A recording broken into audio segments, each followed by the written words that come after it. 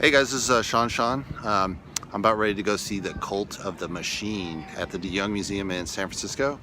I'll let you guys know what it's about. I think from what I've read before in a book I bought that's the same name, it's about precisionism, which is about kind of the factory work, kind of the stylized of factories, stylization of railroads, stylization of streamlined cars of the 30s, 20s, 30s, and 40s. So kind of in between the war period. All right, I'll let you know more after this. Hey, this is Sean here. I'm going to talk about the Cult of the Machine exhibit at SF San Francisco De Young Museum. So one of the questions was, what I think of the whole layout of the show. I think the show is really well thought out and laid out. They introduced a timeline of inventions during the 20s to 40s, which covers this artwork phase. It basically is a fascination of the machine world as it rose up in the early 20th century, excuse me. The first airplane, automobile, mass production of both of those, skyscrapers breaking new heights, modern factories, and even kind of the buildup of machinery up to the next World War II, between the wars of World War I and World War II. Were there any surprises to the show? One of the interesting parts that I didn't know was in the timeline at the very beginning of the show, they show the very first robot in 1932 that could respond to light, actually had a vocabulary of 700 words and some basic movements. That was mind-blowing to think about that. And also, what was really interesting in the book of the show, they actually cover one of the first plays of killer robots came to light, which was in, I think it was in the 1920s, 28 maybe. And it was strange because I thought Terminator, when I saw it as a kid, was kind of the first of its kind as a robot gone berserk, takes over the world. But, mankind's paranoia actually starts way back in the 20s and 30s about robots taking over. Of course, nowadays in the 21st century, we're actually starting to see real killer robots with drone technology, automated planes, cars, etc. So not sure if we weren't paranoid enough, maybe, back in the 20th century, that maybe stop our 21st century selves. What do I think about this compared to, say, European Cubism? So one of the really interesting points was, as an art student, you really learn that the U.S. didn't become a world capital of art until the 1950s with abstract expressionism, say under Jackson Pollock and Mark Rothko, and then later, continue with pop culture, pop art like Andy Warhol and others like Jasper Johns. But maybe that's a false read on history. Europe had went to twice in the 20th century with related art, with data relating to the World War I reaction to that, like it was totally crazy. Surrealism, with all these, take on Freud, etc. And then later Cubism, where you kind of break it apart. And it kind of hints at kind of the war to be coming. And maybe actually what we're seeing is the U.S. is starting to actually lead with this Cult of the Machine type of art actually in the 20s and 30s. We see a fascination of the skyscraper, modern life that is left, say on Impressionism that was previous to this, kind of led up to this.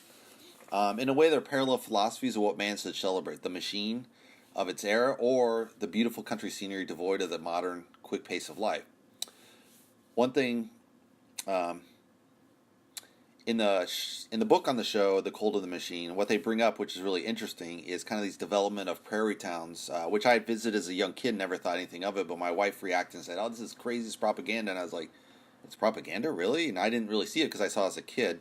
But at this time, from the 20s, 30s, this reaction to the mass pace of life, all these different changes, all these inventions coming along, they started inventing these towns and training the kids, and it was kind of a way of mass propagation of, justifying the European colonization and domination of the American continent. So that's a really interesting point.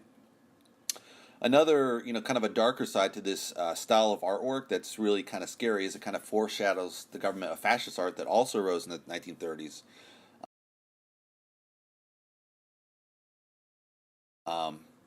Both these developments are devoid of old ornament, like they're throwing away completely all the ideals of Art Nouveau, for example. They're streamlining elements, the perfect man, and a lot of those ideas are very, very much in common. And these ideas of lack of ornament and kind of streamlining and focus on machinery is kind of directly led to the possible election of fascist leaders like Mussolini, Hitler, that promised to deliver on the modern man and strip away the past country ways and get to this modern man idea. Unfortunately, the public did not know that Hitler would lead to huge massacres. They did know he was kind of a racist, obviously, but they said, anything's, they were just like, hey, get something done. This is totally failed economy. So that was kind of a perversion of the modern man concept. On the other hand, even the Cult of the Machine art, which you're going to see in here, is kind of ruthlessly stripping away these former styles and a really disciplined type of style you're going to see, which is really interesting. So would I make any changes to the show? One of the great things, they had a lot of different pieces besides painting. They had photography, they have pots, vases, car, and even a radio. So they have a lot of different elements, so you kind of see a feel of the whole era from the 20s to 40s. I suggested to one of the guards that would have been really nice if the radio had been playing like something on it, from that time. The guard actually suggested, which would have been really cool, the FDR fireside chats, where he talks about, all we have to fear is fear itself, obviously leading up to Pearl Harbor and that speech, and other chats that he had done during the 30s leading into the 40s. That would have been a really great recording to use and really kind of give it more presence.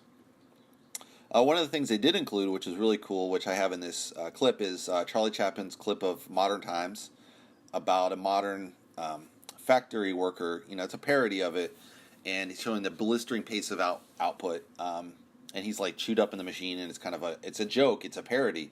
However, if you look at nowadays, like you have the Apple employees in China, they're actually jumping out of the windows because the pace of keeping up and making up iPhones, iPads, iPods, etc. is just so crazily inhuman pace that they can't even keep up, and now they make safety nets. So, this trend has continued into the 21st century factory life. So what do I think about the book?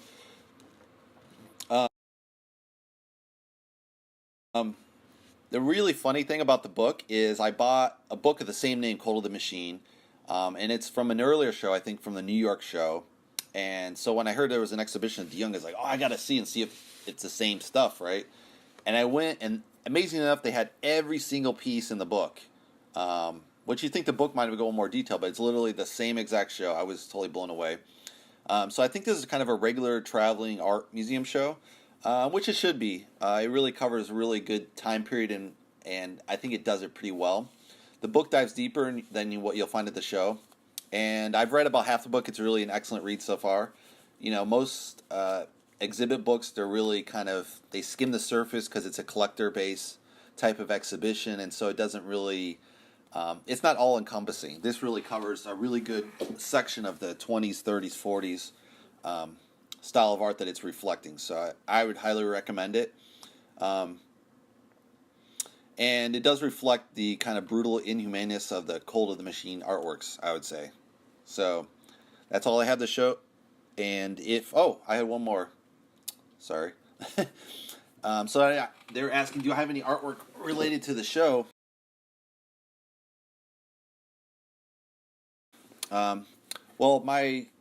I have one style called architectural abstraction, and I think it would be directly related to kind of the aspiration of the skyscraper type of art of the Cult of the Machine show. My work is more, say, derivative of, say, Cubism or even later pure abstraction. The reason why is my style has no objective to stay with Cubism. Always has some kind of object, and then it's split into different perspective. So mine is just based off pure geometry, so that's more kind of a 50s, 60s idea versus the 2030s. It does retain some of the brutal inhumaneness of the Cult of the Machine artwork, which has a kind of a similar feel because there's no decorative pieces. It's just pure geometry. So that's really kind of the parallel idea I have in my artwork. All right, thanks. I hope you guys go see the show. I think it goes to August. Check their website. And hope you like my art as well. All right, thanks, guys.